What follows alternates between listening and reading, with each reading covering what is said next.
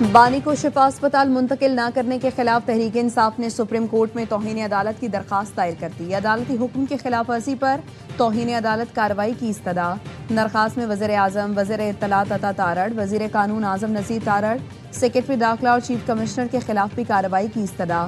درخواست میں آئی جی جیل پنجاب اور سپرنٹینڈنٹ اڈیالہ جیل کو فریق بنایا گیا۔ موقف اپنایا گیا، عدالت ذمہ داروں کو ذاتی حیثیت میں طلب کر کے قانون کے مطابق سزا دے۔ بانی پی ٹی آئی کا فوری طور پر شفا انٹرنیشنل اسپتال میں طبی معائنہ کرایا جائے۔ حکم پر عمل درآمد کے لیے عدالتی افسر یا لوکل کمیشن مقرر کرنے کی بھی استدعا۔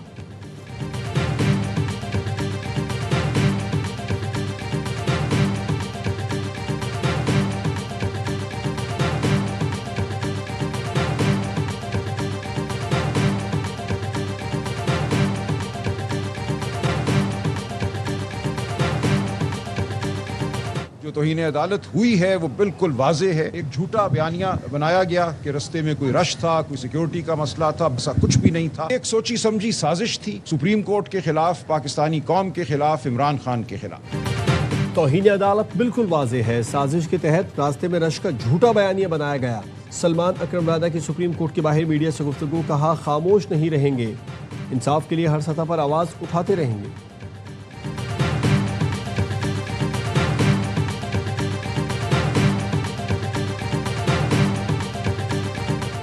وزارت اطلاعات نے بانی پی ٹی آئی کے اہل خانہ اور پارٹی کے الزامات کو بے بنیاد قرار دے دیا۔ بانی کو تنہائی میں رکھنے اور اہل خانہ سے رابطے سے محروم رکھنے کے الزامات بھی مسترد کر دیے۔ وزارت اطلاعات کا امریکی نیوز ایجنسی ایسوسی ایٹڈ پریس کو تحریری جواب، بتایا جیل اور طبی ریکارڈ الزامات کی تائید نہیں کرتے۔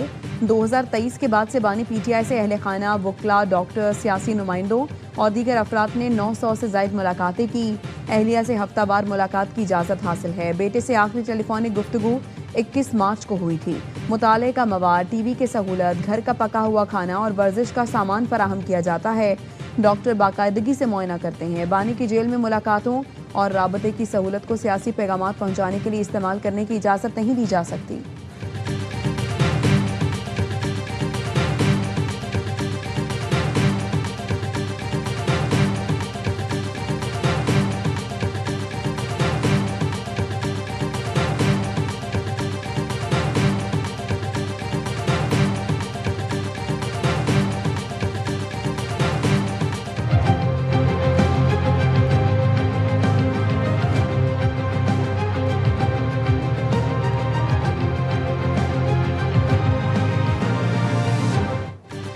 بانی پی ٹی آئی کے علاج پر پیمز اسپتال انتظامیہ کا اعلامیہ جاری۔ پیمز کے ڈاکٹرز پر مشتمل بورڈ نے بانی پی ٹی آئی کی میڈیکل فٹنس رپورٹ تیار کر لی۔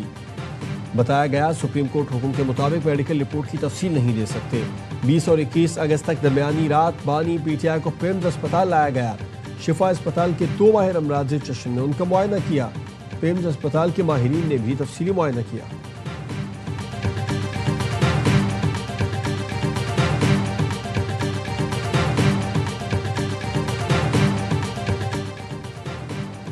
وزیر اعظم نے پیمز اسپتال میں سی ٹی اینجیوگرافی کی سہولت فعال نہ ہونے کا نوٹس لے لیا۔ حقائق کا تعین کرنے کے لیے انکوائری کمیٹی بنا دی۔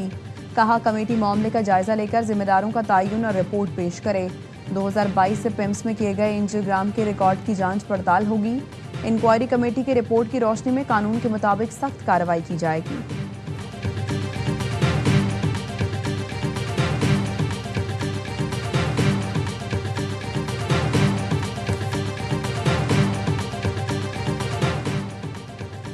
پنجاب سے سیکھنے والے پنجاب پر انگلی نہ اٹھائیں، پنجاب بڑا بھائی ہے، تمام صوبوں کی رہنمائی کے لیے ہمیشہ حاضر ہے۔ وزیر اطلاعات پنجاب عظمیٰ بخاری کہتی ہیں کہ مریم نواز نے لوگوں کا کام کرنا ہے، گڈ گورننس اور میرٹ یقینی بنانا سکھایا۔ وزیر اعلیٰ مریم نواز نے صحت کے شعبے میں انقلاب برپا کر دیا۔ پنجاب کے سرکاری اسپتالوں میں ملک بھر سے آنے والے مریضوں کا مفت علاج ہوتا ہے۔ جناح کارڈیالوجی میں ہارٹ ٹرانسپلانٹ کا علاج 100% مفت ہوگا۔ مریم نواز جلد پاکستان کے سب سے بڑے نواز شریف کینسر اسپتال کا افتتاح کریں گی۔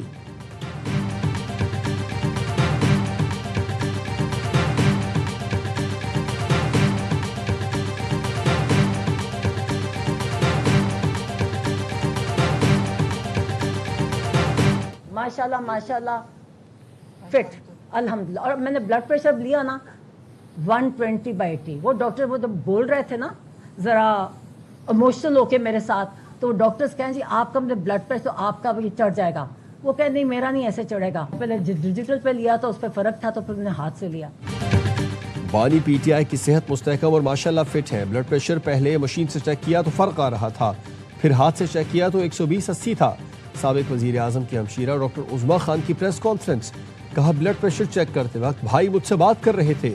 ڈاکٹرز نے کہا کہ آپ بات نہ کریں ورنہ بلڈ پریشر چڑھ جائے گا. بھائی نے کہا کہ نہیں میرا بلڈ پریشر نہیں چڑھے گا. بانی کو آنکھ میں ٹیکے لگے تو آہستہ آہستہ ٹھیک ہونے لگی. آنکھ میں ہیمرجز تھے, مجھے دکھایا گیا کہ اب معمولی سا مسئلہ رہ گیا. مزید بہتری کے لیے احتیاطی طور پر فالو اپ انجیکشن بھی لگیں گے. نظر 100% نہیں لیکن بہتر ہوئی ہے.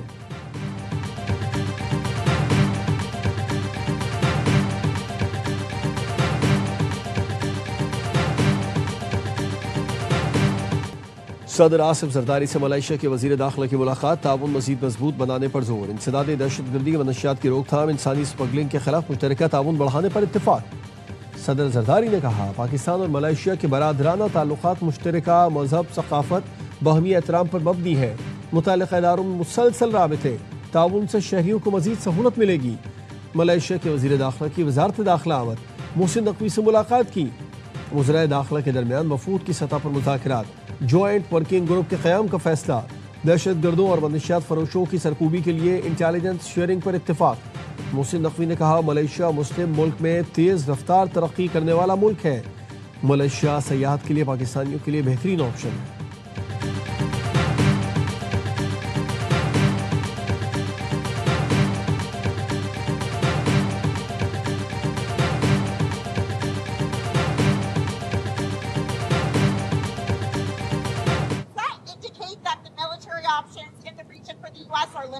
No, not at all. It just means that we're seeing what happens. They have no money, Navy, they have no Air Force. They are not paying their soldiers. They're not paying their police. They have 350% inflation. امریکی صدر کا ابنا Hormuz کے بعد ایران کے کچھ زمینی علاقوں پر بھی کنٹرول کا دعویٰ. میڈیا سے گفتگو میں کہا کہ امریکہ نہ صرف ابنا ہرمز بلکہ کچھ خشکی کے علاقوں پر بھی مکمل کنٹرول رکھتا ہے. ایران معاہدہ چاہتا ہے لیکن درست معاہدے کے لیے تیار نہیں. صدر ٹرمپ نے مزید کہا کہ ایران پر معاشی دباؤ بڑھانے کا مطلب یہ نہیں کہ فوجی کارروائی کا امکان ختم ہو گیا. واشنگٹن صورتحال کا جائزہ لے رہا ہے اور دیکھ رہا ہے کیا ہوتا ہے. ایران کو شدید معاشی اور فوجی مشکلات کا سامنا ہے. وہ اپنی فوج اور پولیس اہلکاروں کو تنخواہیں ادا کرنے کی پوزیشن میں نہیں.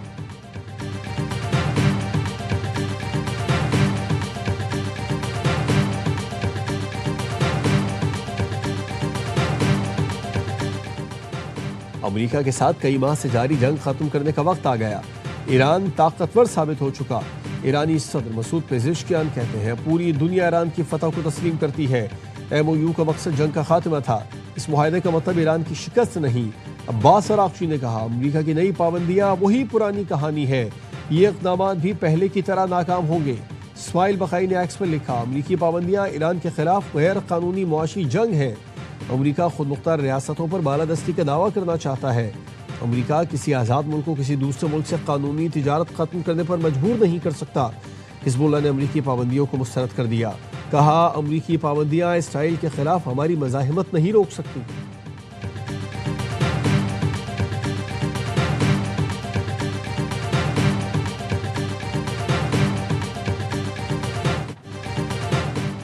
ایران جنگ میں اب تک 18 امریکی فوجی ہلاک اور 756 زخمی ہو چکے. امریکی اخبار واشنگٹن پوسٹ کے مطابق پینٹاگون کی جاری ڈیٹا سے جنگ بڑھتے اخراجات بھی ظاہر ہوتے ہیں. زخمیوں میں بری فوج کے 580 اہلکار, بحریہ کے 86, فضائیہ کے 64 اور 19 میرینز شامل ہیں.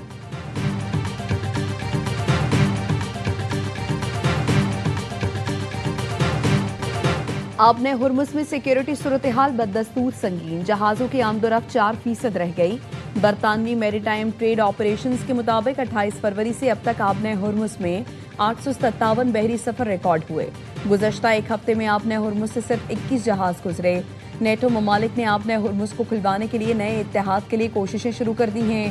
ترجمان نیٹو کہتے ہیں فرانس اور برطانیہ 12 ممالک پر مشتمل ایسا اتحاد بنانے کی کوشش کر رہے ہیں جن کی مدد سے آبن ہرمز میں بحری جہازوں کی آزادانہ نقل و حرکت ممکن بنائی جا سکے.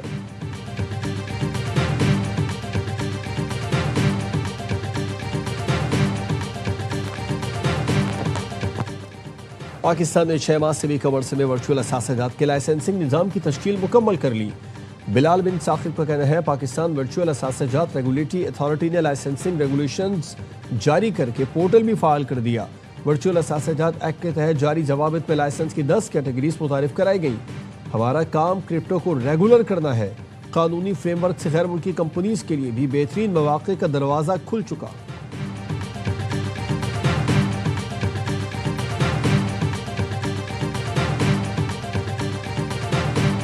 ہم نے اس اصول پر اتفاق کیا ہے کہ پارلیمنٹ کے اندر ایک جوائنٹ اپوزیشن ہونی چاہیے تاکہ پارلیمنٹ کے اندر کی بزنس میں ہماری ایک مشترکہ حکمت عملی ہو اور ہمارے اقدامات مشترکہ ہوں، باہمی مشاورت کے ساتھ ہوں۔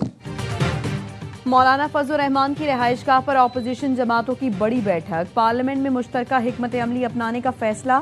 میڈیا سے گفتگو میں مولانا فضل الرحمان نے کہا اپوزیشن اتحاد بنانے پر اصولی اتفاق ہو گیا تاکہ ایوان کے اندر فیصلے مشاورت سے ہوں اور اپوزیشن مشترکہ حکمت عملی سے مؤثر کردار ادا کر سکے۔ اپوزیشن لیڈر محمود خان اچکزئی نے کہا عوام کی طاقت سیاسی لوگوں کے پاس ہے، سیاسی لوگ ہی ملک بچا سکتے ہیں، سیاسی جماعتیں آئین پر متفق ہو جائیں، منتخب نمائندے ملک کی پالیسیاں بنائیں۔ اسد کیسر نے کہا ملک میں جنگل کا قانون بن گیا، بانی پی ٹی آئی اس وقت مشکل میں ہے، حکومت نے سپریم کورٹ کی توہین کی۔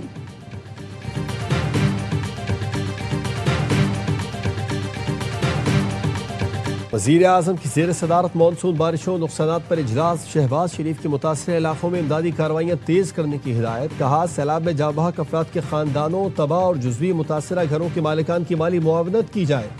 متاثرہ علاقوں میں بجلی کا نظام اور سڑکوں کی بحالی جلد مکمل کی جائے۔ وفاقی وزراء متاثرہ علاقوں کا جائزہ لے کر بحالی کا کام شروع کرائیں۔ این ڈی ایم اے اور صوبائی اتھارٹیز آئندہ بارشوں کے لیے الرٹ رہیں۔